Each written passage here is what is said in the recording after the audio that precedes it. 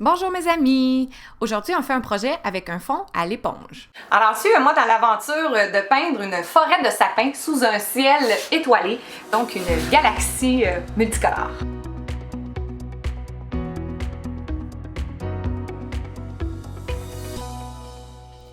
Je peins ma galaxie sur une toile étirée de format 16 par 12 pouces, mais le même projet peut facilement être fait sur un plus petit ou plus grand format. Pour faire le projet, vous aurez besoin de gesso noir, de peinture acrylique, d'une éponge, d'une brosse à dents, un petit pinceau et un marqueur à l'acrylique noir. Ma toile avait déjà un après au gesso acrylique blanc, mais puisque je peins une scène de nuit, les couleurs plus pâles de la Voie lactée vont ressortir sur un fond foncé. J'applique donc en premier une couche de gesso noir.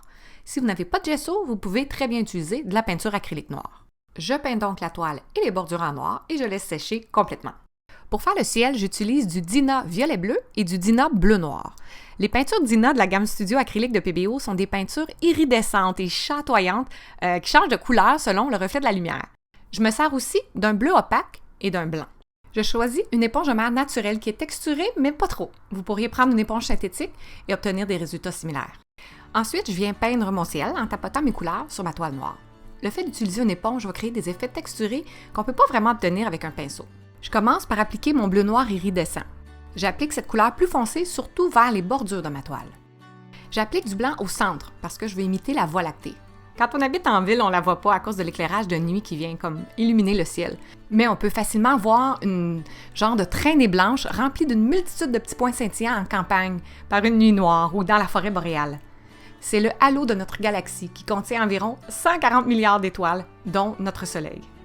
Là, j'ajoute des touches de violet bleu iridescent, qui est en fait un beau rose mauvé. Je l'estompe bien avec mon blanc du centre et mon bleu noir de côté. Je veux un dégradé subtil. J'appuie pas trop fort en passant avec mon éponge, surtout quand je repasse sur une première couleur parce que je veux laisser des espaces sans peinture pour qu'on voit l'autre teinte en dessous. Travailler en couches comme ça permet de fondre les couleurs tout en procurant une illusion de profondeur et de mouvement.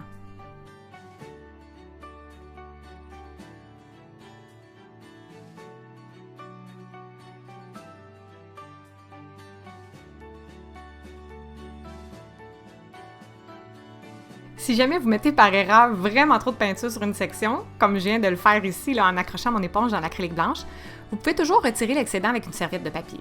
Vous pouvez même frotter avec un petit peu d'eau sur votre essuie-tout. Après, rincez bien votre éponge à l'eau, tordez-la pour qu'elle ne soit pas trop mouillée, puis recommencez à tapoter la section à réparer. Alors, c'est pas compliqué, je continue à appliquer mes couleurs en tapotant jusqu'à ce que ce soit à mon goût. Là, vous le voyez en accéléré, mais ça m'a pris un bon 15 minutes de tapotage en tout. Lorsque c'est terminé, que vous êtes satisfaite de cette deuxième étape sur votre toile, laissez sécher complètement. Malheureusement, la vidéo ou les photos ne rendent pas justice au merveilleux fini chatoyant, brillant que l'utilisation des peintures Dina donne. Troisième étape maintenant. Alors, une fois le fond bien sec, je fais des étoiles blanches avec des éclaboussures de peinture. Je commence par ajouter de l'eau à ma peinture acrylique blanche pour la diluer.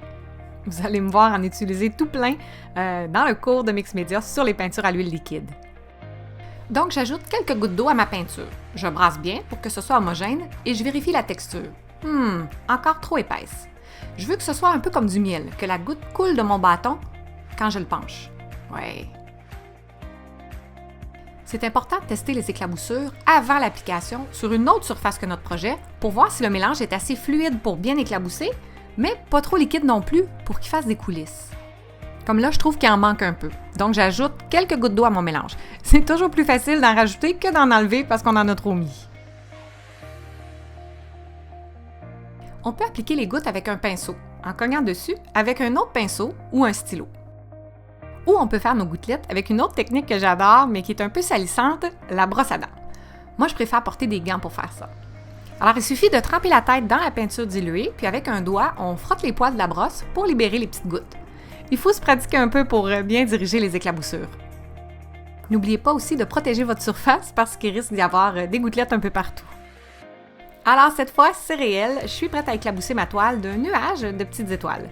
Donc, je charge ma brosse à dents, mais pas trop, pour éviter qu'il y ait des grosses gouttes. Et là, je frotte les poils de la tête de la brosse à dents au-dessus des zones où je veux des gouttelettes de peinture. Si vous en mettez trop dans une section ou s'il y a des gouttes plus grosses que désirées, vous pouvez les estomper avec un essuie-tout ou encore avec un Q-tip.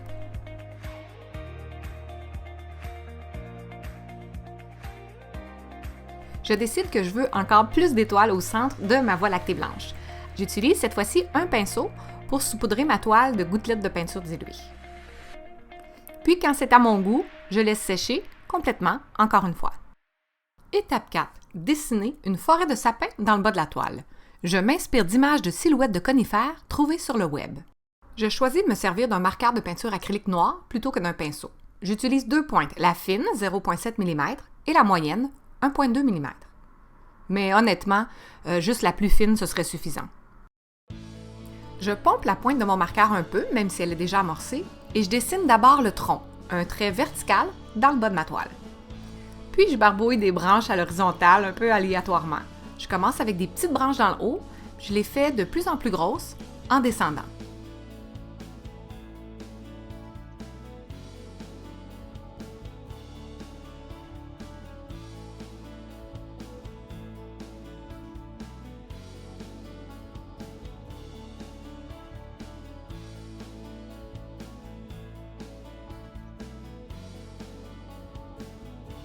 Ici, je change pour le marqueur avec une plus grosse pointe, espérant que ça aille un peu plus vite parce que les branches du sapin sont plus fournies dans le bas.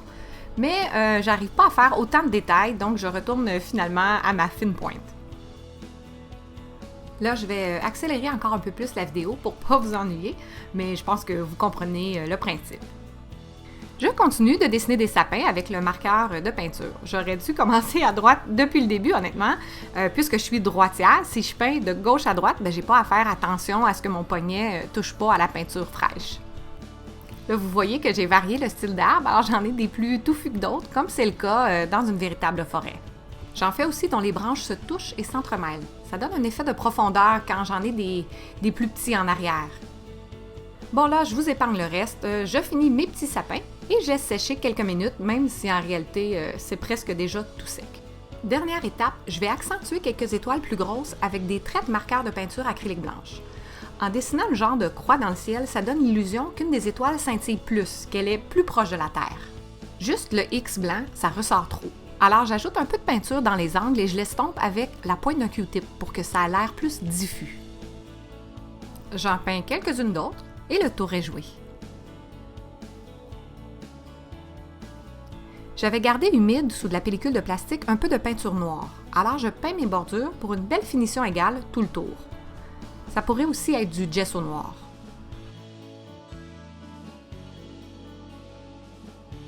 Puis je crée une sorte de vignette foncée autour de la toile. Je le fais presque toujours quand ma bordure est noire. Je viens simplement arrondir mes quatre coins avec un peu de peinture noire que j'estompe avec une petite éponge dense ou un Q-tip. Et c'est tout, j'ai terminé ce petit projet simple à l'éponge et au marqueur. J'espère que vous allez vous amuser à faire votre propre toile de la Voie lactée.